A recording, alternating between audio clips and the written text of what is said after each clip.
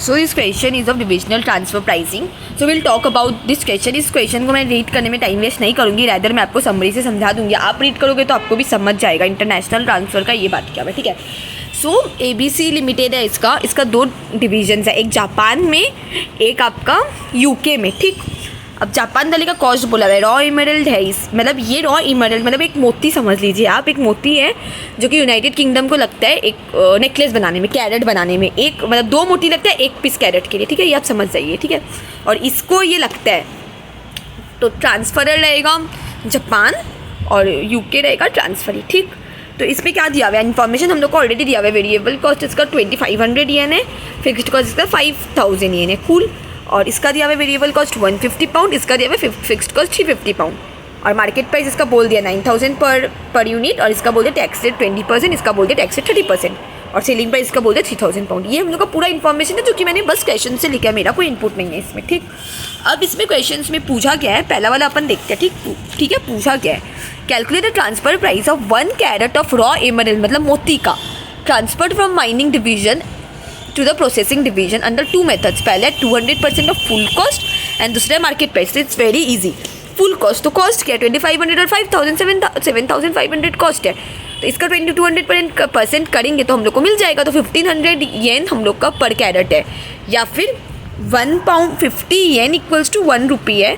तो 1 equals to 1/50. तो इसको 50 से अगर अपन डिवाइड करेंगे तो पाउंड में निकल जाएगा. सॉरी पाउंड का बोला हुआ है तो 300 पाउंड.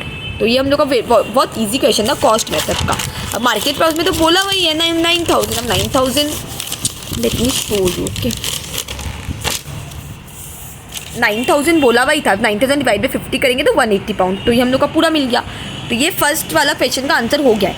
सेकेंड वाले में they asked 1000 carats of raw emerald that is मोती are mined by the Japan mining division and then processed and sold by the UK processing division. और फिर उसको सोल्ड कर UK प्रोसेसिंग डिवीजन में फिर sold किया जाता है. Compute the after tax operating income for each division under both transfer pricing method. तो फिर दोनों में बोल रहा है कि कितना प्रॉफिट होगा. अब 1000 कैरेट ऑफ रॉ इमरल्ड का मतलब हो गया, मतलब इन सिचुएशन 1 मतलब फुल कॉस्ट मेथड में हम लोग को देखना है जापान का प्रॉफिट भी और UK का भी, यूनाइटेड किंगडम का भी. अब बोला 1000 कैरेट मोती लेता है, इसका मतलब अगर 1000 कैरेट मोती लेगा 1000 कैरेट में तो 500 यूनिट ही नेकलेस बनेगा. सिंपल सा बात है, वही हम लोग को देखना है. और सेलिंग प्राइस बोल दिया, पे सेलिंग प्राइस भी बोला हुआ था एक जगह. तो सेलिंग प्राइस देखिए, ये जो नेकलेस है वो 3000 पाउंड में बेचता है, ये भी बोल दिया. और 2 कैरेट्स लगता है, ये भी बोल दिया. तो हम लोग निकाल लेंगे. तो transfer pricing is 200% of full cost. तो इसका सेल क्या हो जाएगा ट्रांसफरर के लिए, निकाले ही थे 15000 में ये सेल कर रहा है. इसका वेरिएबल कॉस्ट और फिक्स्ड कॉस्ट निकल गया. तो इसका 7500 इसका आया प्रॉफिट. अब इसका टैक्स 20% हम लोग लेस कर देंगे. इसका 6000 येन आया. अब यान 1 का आया है 6000 इंटू 1000 कैरेट है, इंटू 1000 कर देंगे तो इतना येन का प्रॉफिट है. आ गया. अब यूनाइटेड किंगडम का देखते हैं क्या बोला है. अब यूनाइटेड किंगडम का जो है ट्रांसफर इसे 3000 पाउंड में बेचेगा. उसका अपना कॉस्ट 150 350 दिया हुआ, इतना आ गया 600. अब वो रॉ एमरल्ड भी खरीदेगा. तो रॉ एमरल्ड का दाम कितना है, कितने में खरीदेगा, दैट्स द क्वेश्चन. तो हम लोग निकाले थे पाउंड 300 पाउंड हम लोग लास्ट पेज में निकाले थे. तो 2 खरीदेगा. तो 300 इंटू 2 देख लीजिए, लास्ट में हम लोग निकाले थे ना इधर 300 पाउंड वही है. तो 300 इंटू 2 ये बहुत इंपॉर्टेंट पॉइंट है, ये हम लोग को याद रखना पड़ेगा. वेरिएबल कॉस्ट और फिक्स्ड कॉस्ट दिया हुआ है, लेकिन मटेरियल कॉस्ट तो हम लोग को ही लिखना है.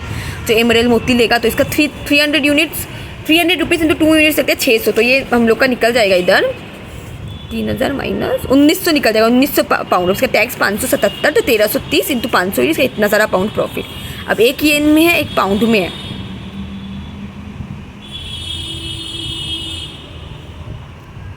अब सेकेंड पार्ट क्या बोला है,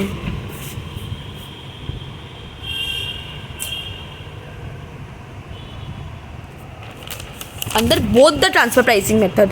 तो वो दूसरा ट्रांसफर प्राइसिंग था मार्केट प्राइस वाला, तो वो भी करेंगे. 9000 था मार्केट प्राइस, तो वो हम लोग कॉस्ट निकाले थे, माइनस इसका फिक्स्ड कॉस्ट वेरिएबल कॉस्ट निकाल देंगे, टैक्स निकाल देंगे, फिर नंबर ऑफ यूनिट कर देंगे तो इतना आएगा. और इसका भी सेम सेल वो 180 आया था, उसके हिसाब से निकाल देंगे. ये आया 749. तो ये हम लोग का दोनों का आ गया पाउंड और येन में.